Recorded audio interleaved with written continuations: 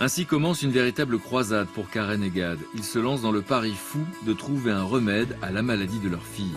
Karen vend sa société de conseil en entreprise et recrute un neurobiologiste pour partir en quête d'un médicament qui pourrait guérir sa fille. Et comme aucun laboratoire ne s'intéresse à une maladie qui ne concerne que 150 cas par an dans le monde, Karen décide de créer sa propre société biopharmaceutique. Alors, ce qui est fou, c'est que vous allez fermer votre société qui travaille dans la finance, vous allez ouvrir une société et vous allez décider que ce sera une société de biopharmacie. Oui. Et donc, vous allez faire quoi exactement? Parce qu'il va falloir beaucoup d'argent. Oui. Le Téléthon, c'est presque 100 millions. Tous les ans. Tous les ans, c'est toute la France qui se mobilise. Ouais. Et vous, en quelques années, vous allez trouver 20 millions. Oui. Comment vous faites? Il faut être très clair, c'est surtout Gad qui a travaillé sur la levée de fonds. Mais sur la partie méthodologique en tant que telle, je ne suis pas médecin.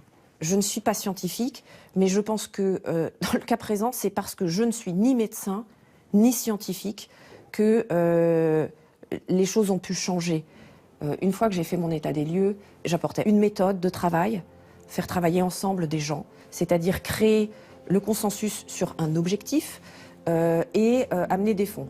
J'ai aidé à transformer ce qu'aurait été un programme purement académique en un programme de développement pharmaceutique. Les plus grands chercheurs du monde en thérapie génique s'associent à Karen. Ainsi, sa société voit le jour en 2009. 2 ans plus tard, c'est Michel Zera, lui-même chef du service de neurochirurgie pédiatrique à l'hôpital Necker de Paris, qui mène l'essai clinique du produit sur Ornella.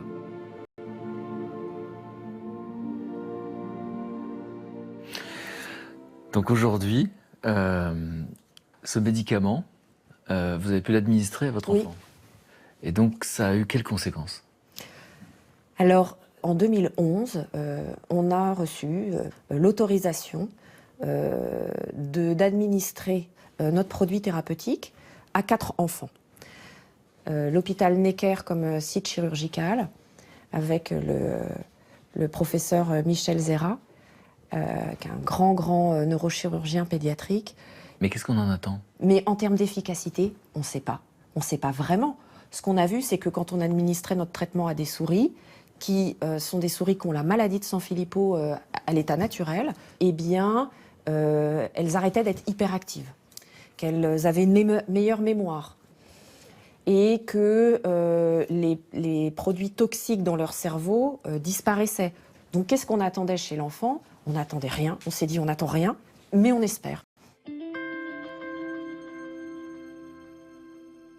Et donc les résultats? Et donc les résultats, c'est que l'opération s'est très bien passée. En tant que première patiente, elle a mis un petit peu de temps à se réveiller. Ornella est ressortie au bout de quelques jours. Et là, on a vu, je dis on parce qu'on était en famille, on a vu un regard chez Ornella qu'on n'avait jamais vu de notre vie, qui était un regard... souvent, je compare ça à La Belle au bois dormant.